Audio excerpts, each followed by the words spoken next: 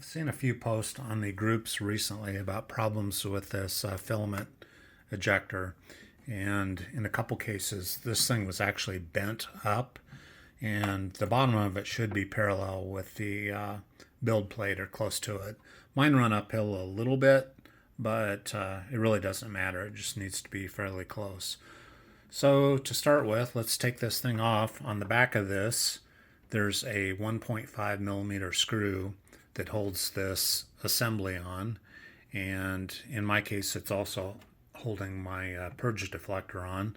So we're going to remove that screw, slide this thing off in this direction, and I'll see you over on the bench.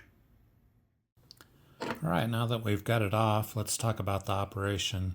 When the print head comes all the way over to the left, it compresses this button. There's a spring on the inside, and when you push this button, the ram moves all the way to the back. The print head is located right here, and the nozzle purges in this area. And when it's done purging, the fan kicks on, the print head moves away, and ejects the purge over into your purge bin. So again, push the button, purges here, let off, ejects it over. Let's go ahead and tear it apart. Don't need to do anything with this screw right here, as that's just a retaining screw to hold this metal piece on. But this is 1.5 millimeters. We're going to go ahead and take out these other 4 screws.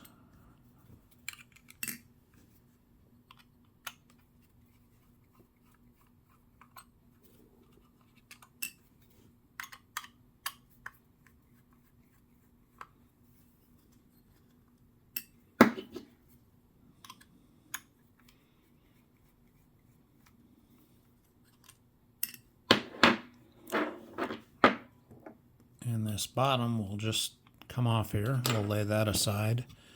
And here's that rack. As I said, when you push that button, it compresses this spring and it moves this rack. So let's go ahead and pull that rack out. All we need is just a little bit of grease on this rack here. Really doesn't take too much and should last a long time. But we'll put that back in. Notice there's a little grease down here too. You could probably put some in here. This is well greased, so I'm not going to add any more to it. But this sometimes gets lost or bent. It basically presses in, and there's a little tab right there that's supposed to retain that in place. But it's just kind of a press fit in there. So moves back and forth like this. Let's go ahead and put it back together. Bottom goes on. And we'll go ahead and put these 4 screws back in.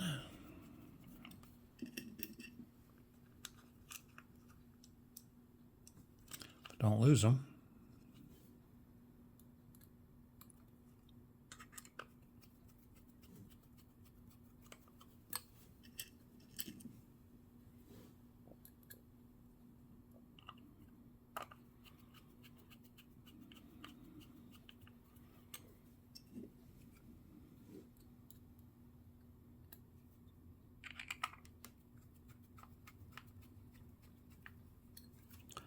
And that's all there is to it. Let's test it, make sure it works. Still works, we're in good shape there, and all we need to do is put it back on.